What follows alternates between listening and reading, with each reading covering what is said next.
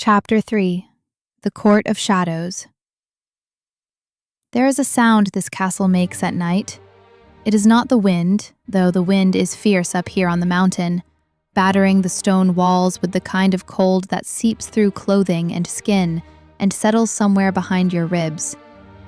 It is something underneath the wind, something low and resonant, like a vast instrument being played very slowly, very quietly, by someone who has all the time in the world.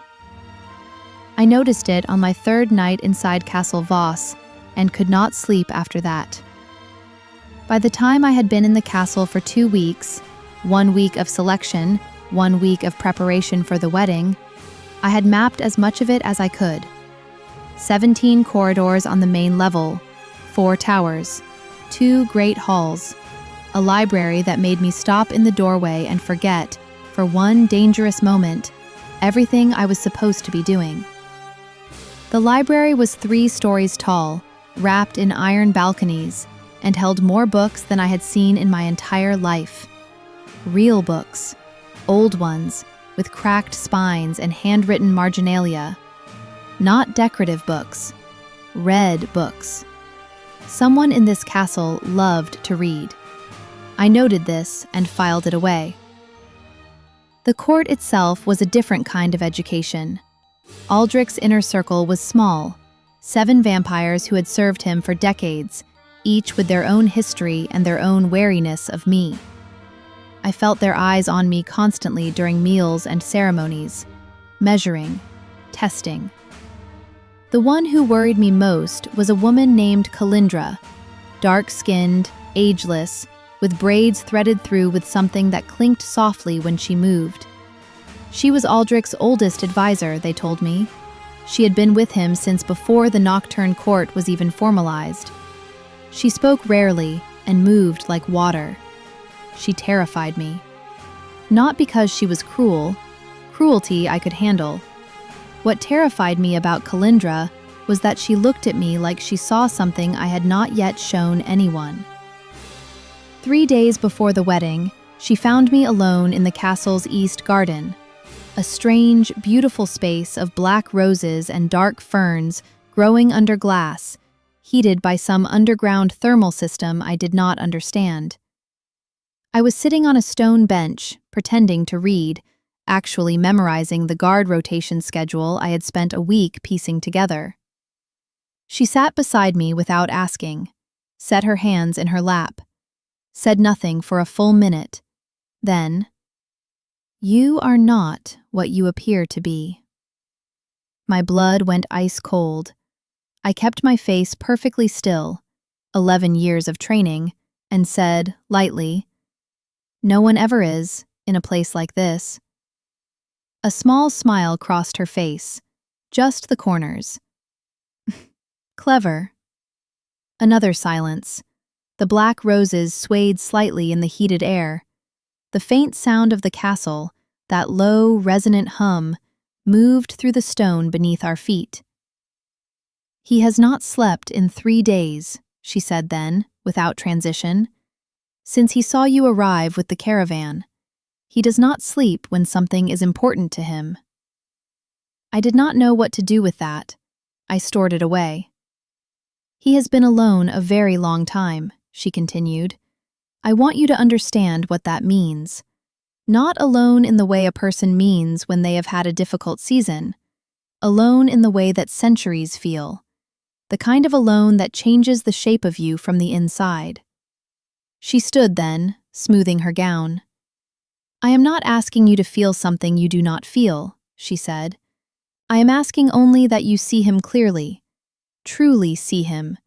Not the crown, not the court, not the stories your world tells about what he is."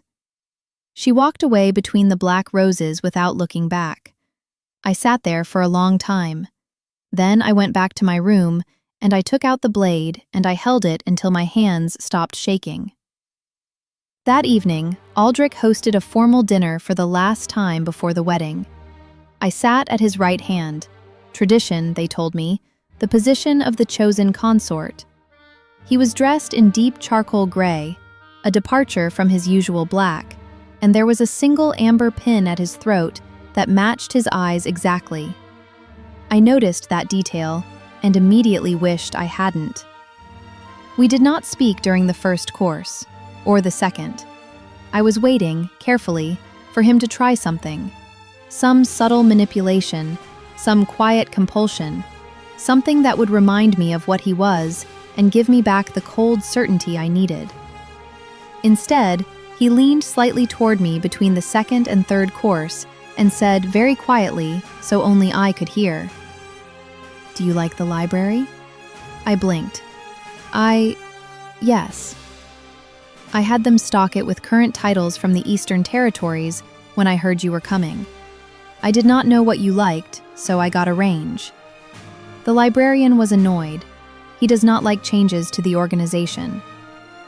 He said it so dryly, so quietly, that it took me 2 full seconds to realize it was a joke. I felt something crack open in my chest that I immediately tried to seal shut. "That was very thoughtful," I managed. He nodded. He did not look at me when he said, "I wanted you to have something of your own, in a place that is not yet yours." The dinner continued. I ate nothing. I smiled appropriately. I played my role with precision. And underneath the table, hidden in the folds of my gown, I pressed my thumb against the edge of the blade I carried everywhere now. Not hard enough to cut, just hard enough to feel it. And I reminded myself, he is not kind. He is strategic. He is centuries old, and he knows exactly how to make you lower your guard. This is what monsters do. They make you love them first.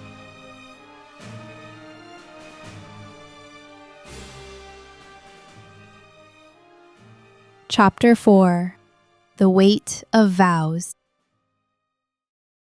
Before we step into the story, tell me where you're listening from and what time it is in your part of the world.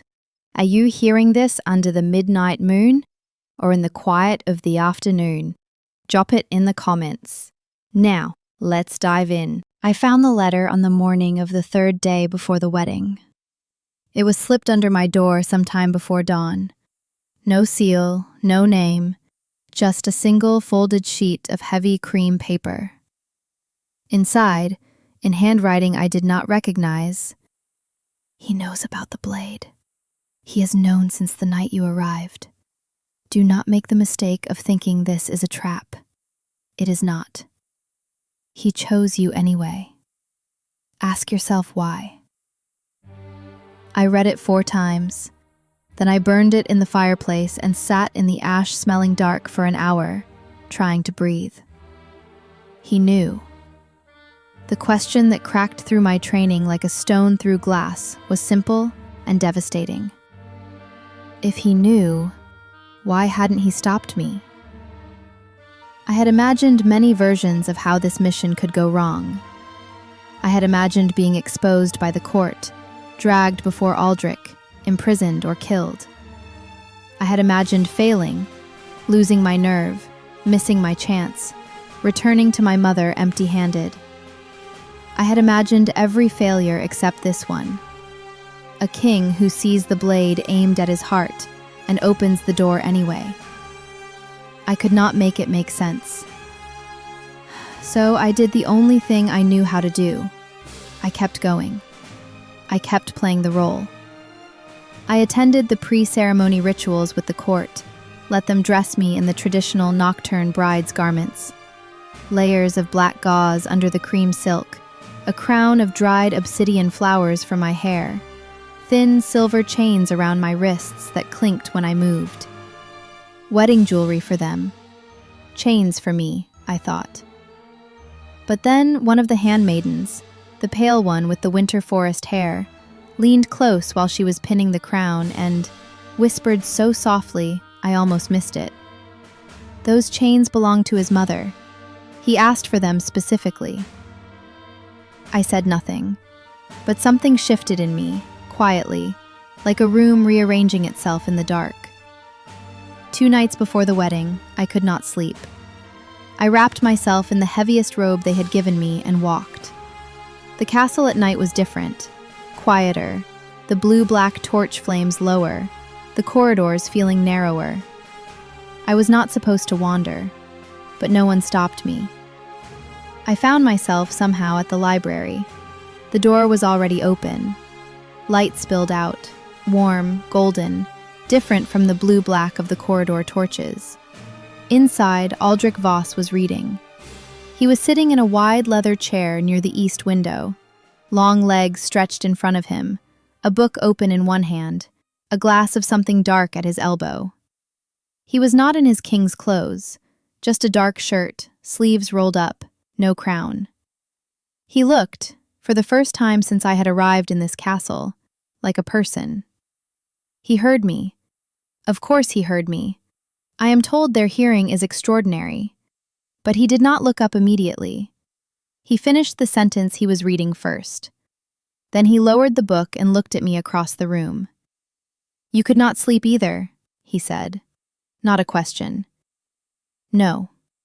I stepped inside. I do not know why. I should have turned around. I should have gone back to my room and my blade and my certainty.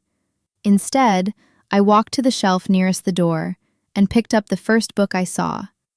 Something in the old northern script, heavy and leather-bound, with no title on the spine.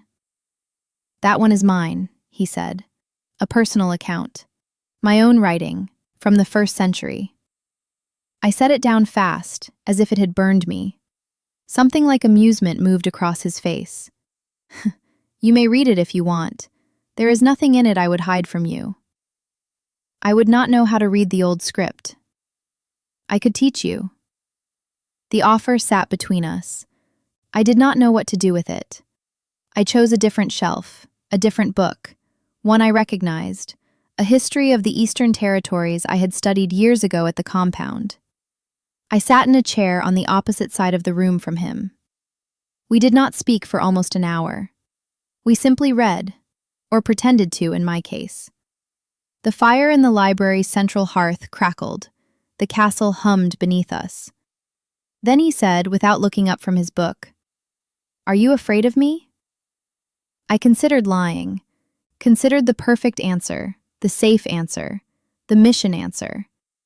Instead, I heard myself say, "Yes, but not for the reasons I expected."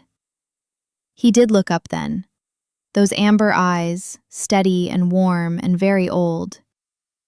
"What reasons did you expect?" "I expected to be afraid of what you are, what you could do to me." "And instead?" The firelight moved between us. Outside, the mountain wind howled. Inside, everything was very quiet and very warm. "Instead," I said carefully, "I am afraid of what I might think of you if I am not careful." Something moved in his face. Something that looked, for just a moment, like relief. "Then we are afraid of the same thing," he said quietly, in reverse. I left the library before either of us could say anything else. I went back to my room. I picked up the blade. I held it. And for the first time in 11 years, I was not sure what I was supposed to do with it.